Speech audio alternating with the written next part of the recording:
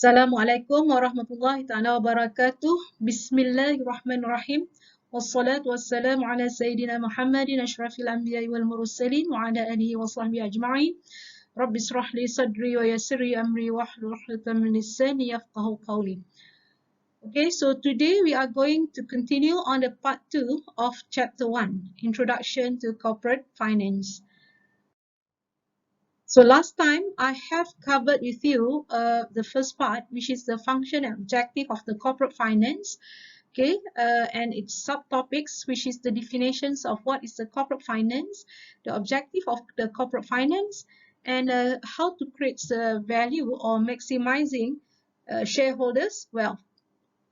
Okay, so today we'll continue next part, which is the stakeholders' objective and possible conflicts. So we need to identify what is the range of the stakeholders and their objective, and what are the possible conflicts between the stakeholders' objective. Okay, so here is the range of the stakeholders, which is a parties that have interest in the company. So the first one is the shareholders, customers, then suppliers, directors and managers. And the other side is the employees, fund providers, government, and the society. Okay, for the shareholders, normally the shareholders are interested to know what is the suitable rate of return from their investments in order to maximize their wealth. For the customers is the customer wants to know the value of money that is spent in buying our products or use our services. The satisfactions, the customer satisfactions through the provisions of value of money for product and services.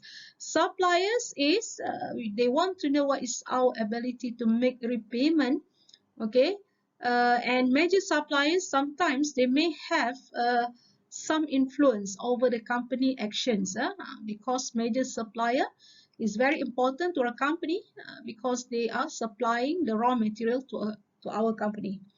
Okay, for the directors and managers, these are the persons or individuals who are in a key decisions making people, which their careers, their income, and their personal wealth might depend on the company they work for.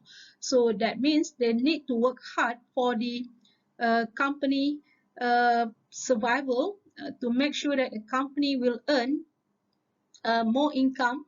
So more income, more profit, that means more benefit to them in terms of bonuses, perks, fringe benefits, and etc. Okay, for the employees, employees is also part of the assets of the company. Normally, we call them as the assets of the company. So, being an assets of the company, they are very important. But these assets normally is not value or not being recorded in the company balance sheet, not being displayed or shown in the company's balance sheet. But we know, we realize, we are aware that employees is important assets to the company, especially for the experienced and skilled employees. So being an employee, they are entitled to receive salary and wages from the company, and they are concerned about the job security and the career prospects. Okay, fund provider, we have covered last time. This is the contributors towards the company capital, okay, capital contributors in terms of the liabilities and equity. So they are normally the debt holders, bond holders, debenture holders, the creditors. So they need to make sure that the investment in the form of equity and in the form of debt. So equity holder is also the fund provider. So they must, this party must be protected. The company need to protect them and giving them a suitable rate of return, okay, to protect the investment and concern about the ability for the company to meet interest and principal repayment, that is for the debt holders, as well as payment for the dividends for the equity holders.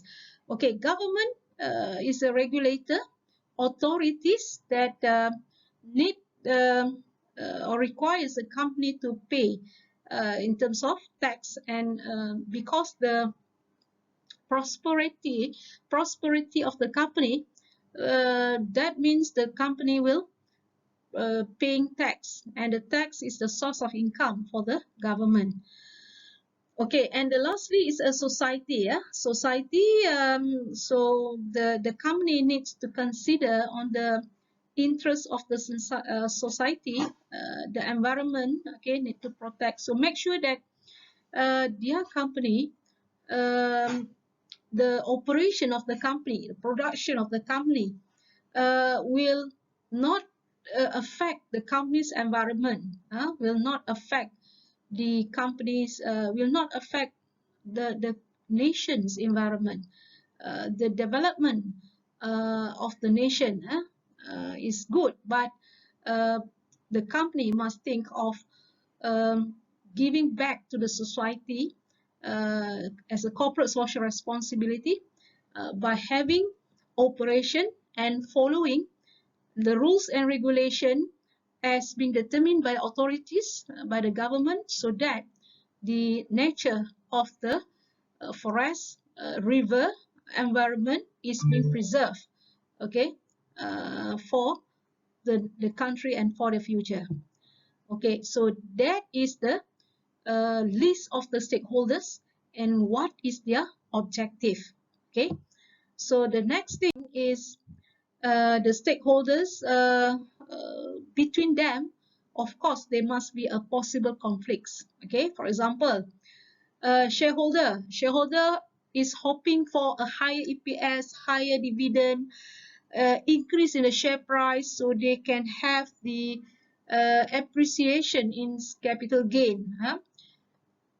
Then customer, their objective is to get the high quality of products, high quality of services at a reasonable price or at the lower price.